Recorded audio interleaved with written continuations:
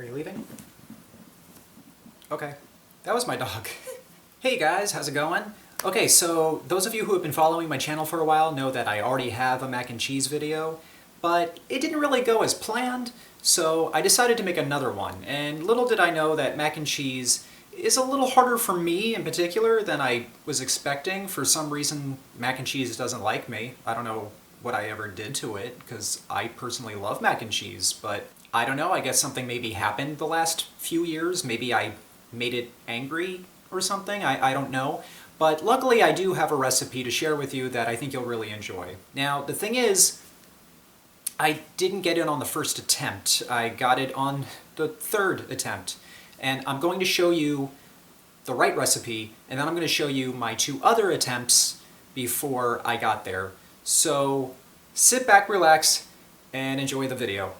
Alright, first things first is the correct recipe, and it's going to start with some boiled water, and the boiled water is for the pasta. I'm going to add a lot of salt to my water. I just eyeballed this, but it was about 2 tablespoons, and then we're adding our elbow macaroni. You can use any type of pasta that you want, but elbow macaroni is definitely the classic way to go. I followed the directions on the box that this came in, and this boiled for about 10 minutes. Just make sure you check it, make sure it's to the right consistency just for you. If you like it more al dente, then go for it. Then I'm going to drain the water, and I'm going to take the pasta while it's still hot, and I'm just going to put that in a bowl. And I'm going to let that cool off while I make the sauce. And the sauce is essentially going to be a bechamel. I'm going to take some butter, and I'm going to let that melt completely before I add my all-purpose flour, and we're going to make a roux out of this. I'm going to let this cook over medium heat for just a couple of minutes until it's browned a little bit. Next, I'm going to add some whole milk, and this is going to thicken up almost immediately because of our roux. It's going to have a very pasty consistency. It's almost going to look like mashed potatoes. But do not worry, because when we add our evaporated milk, which is the next ingredient, this is going to actually turn into a sauce. By this point, I turned my heat to low, and I'm just going to let that cook slowly. We're trying to avoid lumps here, so do not be in a rush. And eventually, if you notice, as you keep whisking, this will become a very thick, velvety, delicious-looking white sauce. I'm just going to dip a spoon in there just to check to see if it's the consistency that I want, and this is looking perfect. So it's time to take this off the heat, and we're going to add our seasonings. First things first is I'm going to add some sour cream. And not only is this going to make your sauce creamier, it's going to add a nice tangy flavor to it. Next, I'm going to be adding salt, and just to let you know, I used 3/8 of a teaspoon. You're going to read that correctly. I know it's weird, but just go with it. Next is black pepper, some paprika, a little bit of nutmeg, some garlic powder, dried oregano, Dijon mustard, and onion powder. I know that sounds like a lot, but trust me, this is going to make your mac and cheese taste absolutely terrific. And I'm going to taste this real quick, and it does taste terrific. So this is ready to go, and it is cooled off. So I'm going to pour this into my macaroni, and I'm going to toss the macaroni in the sauce. And you want to make sure that all of your macaroni is completely submerged in that sauce. And you're probably wondering, where's the cheese? Well, let's talk about cheese, shall we? The type of cheeses I'm going to be using today is mozzarella and sharp cheddar. You can use any type of cheeses you want. This is just one I'm choosing. And it's been a while since I brought this thing out. This is my rotary cheese grater. Actually, it's my dad's. I think the last time I used this thing was in my 100th episode, so it's been a while. But since I'm shredding 2 cheeses, I decided to take the easy way out and shred it this way rather than just doing it by hand. But this will make your life a lot easier, and please shred your own cheese because pre-shredded cheese from a bag is coated in potato starch, and that's just not going to work well in the melting process of your mac and cheese, so I suggest shredding it yourself. Now I'm just going to put my cheese into the macaroni and sauce, and I'm just going to toss this around. And this is looking pretty good so far. We're almost ready for the oven. Okay, so you're probably wondering, why in the world did I not put the cheese into the sauce to make a mornay out of it? Well, I could have done that, and here's how you do it. What you do is you put the cheese into the sauce after you turn off the heat, or just lower the heat. Make sure that it's, cooling off for a little bit before you finally add the cheese.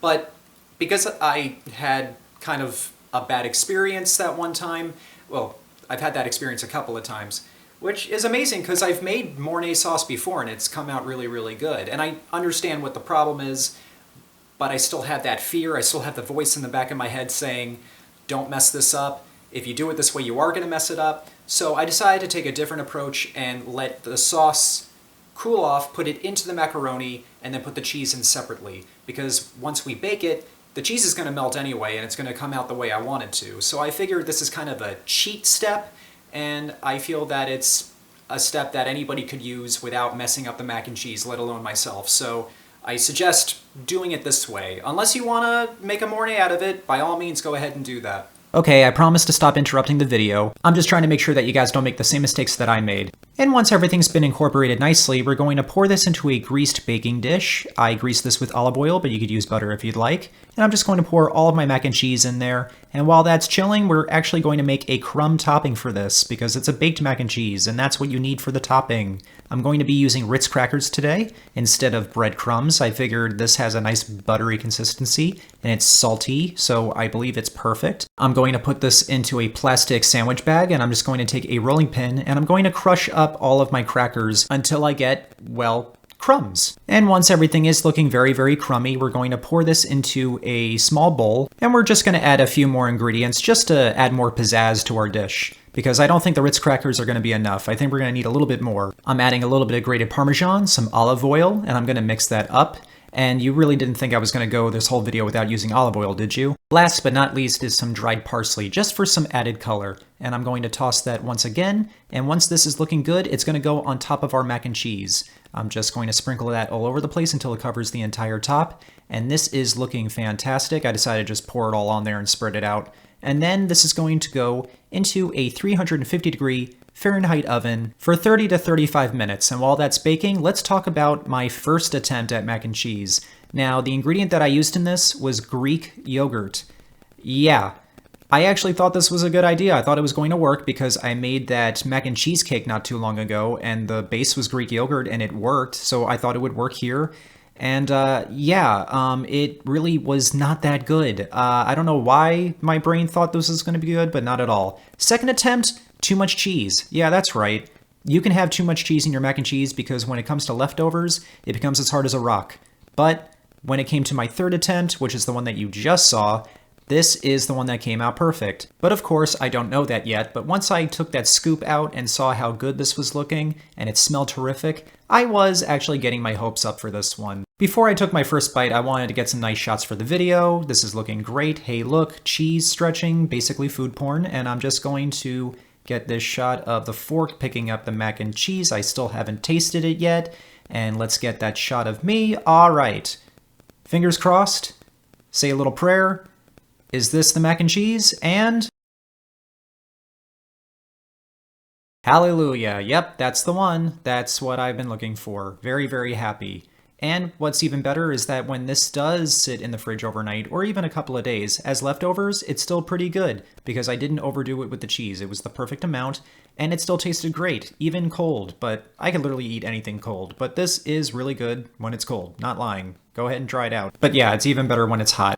It's cheesy, it's flavorful, all those spices work together so well, and that crumb topping is really fantastic too. I really think it makes this because without it, it wouldn't be the same. It's just one of those cases where every single element is necessary.